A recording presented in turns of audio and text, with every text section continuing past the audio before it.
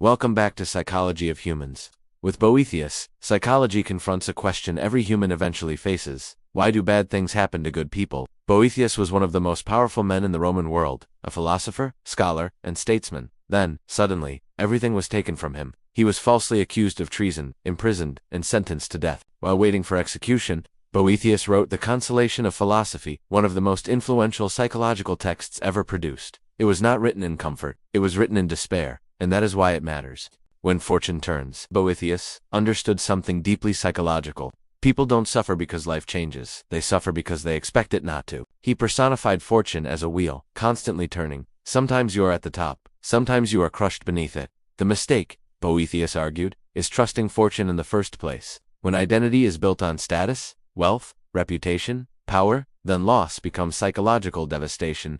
The illusion of control. Boethius believed most suffering comes from misplaced control. We believe success is deserved, stability is permanent, goodness guarantees reward. When reality violates these beliefs, the mind collapses. Boethius didn't deny injustice, he reframed it. He argued that external events never belonged to us in the first place. Losing them feels like theft, but psychologically, it is detachment forced upon us.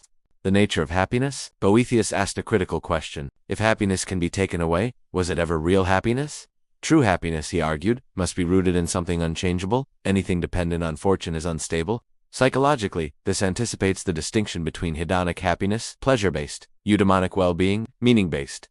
Acceptance is not resignation. Boethius did not preach passivity. Acceptance, for him, was not giving up, it was seeing clearly. When the mind stops arguing with reality, suffering reduces.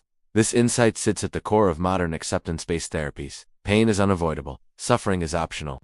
Why we misjudge suffering. Boethius believed humans misunderstand suffering because they judge it short-term. Loss feels catastrophic in the moment, but over time, suffering can reshape character, priorities, and understanding.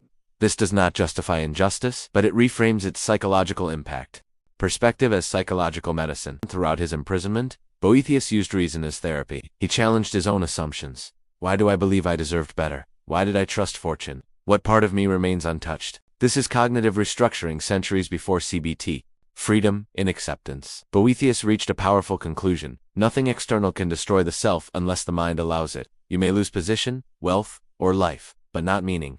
Meaning is chosen. This is psychological freedom under extreme conditions. Boethius and modern psychology. His insights appear in acceptance and commitment therapy, resilience, research, post-traumatic growth, meaning-centered therapy. Boethius showed that the mind can remain intact even when life collapses. Why Boethius matters today in a world built on unstable rewards. Boethius reminds us, fortune is not a foundation. Build identity on what cannot be taken. Values, integrity, understanding, acceptance. Final thought. Boethius teaches that suffering does not destroy us. What destroys us is the belief that life owed us stability. When expectation falls away, clarity emerges. Fortune turns. The mind does not have to. Thanks for watching Psychology of Humans.